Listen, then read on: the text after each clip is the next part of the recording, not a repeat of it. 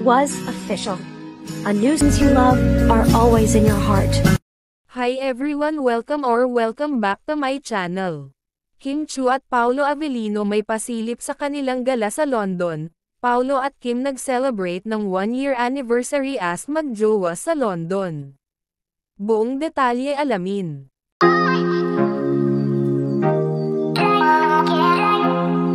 Masaya at halatang nag-glow up ng husto si Kim Chiu sa bawat araw. Makikita talaga ang aura ni Kim Chiu, kung saan, ay balik na nga ito sa It's Showtime. Makikita si Kimi na grabe ang glow up at halatang in love talaga.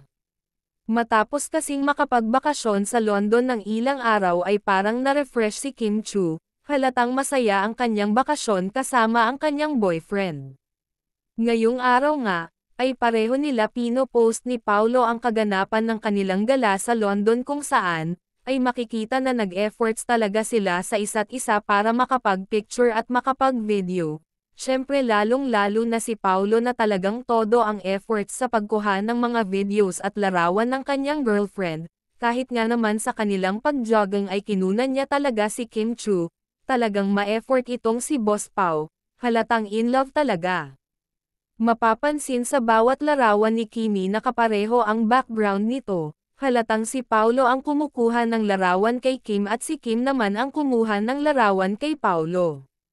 Makikita din ang isang larawan na nasa restaurant ang dalawa, kung saan, nga ay nakapost na ngayon na si Paolo talaga ang kasama ni Kim sa oras na yan, nag-date ang dalawa, yan daw ang unang araw nang dumating si Pao sa London dahil nga ay nauna si Kim Chiu. Samantala, kung mapapansin ang audio caption ni Kim Chiu sa kanyang video, ay talagang malaman ito at parang may pinapahiwatig na parang si Paolo Avellino ang tinutukoy nito. Sabi pa sa isang post na nag-celebrate daw ng 1 taon si Kim Chiu at Paolo Avellino bilang magkasintahan, pero dahil nga ay hindi naman natin alam ang pitsa ng sinagot na ni Kim si Pao, ay maging masaya na din tayo sa kanila. Ibig sabihin noong mag-asap din sila noong nakaraang taon ay sila na sa panahon na iyon, ay nakakakilig talaga sila. It was official. A new season had begun. After all, seasons change. So do cities. People come into your life and people go. But it's comforting to know the ones you love are always in your heart. Samantala, labis naman ang pasasalamat ni Kim Chiu sa kanilang fans ni Paolo Avellino ng live, kung saan, ay isa sa mga hinirang na Favorite Actress and Actor Asian Award 2025. Girl, congratulations to our lucky girl today! Grabe naman, Thank Kimi. you! Maraming salamat. Thank you so much, Content Asia. Ginanap yun kagabi.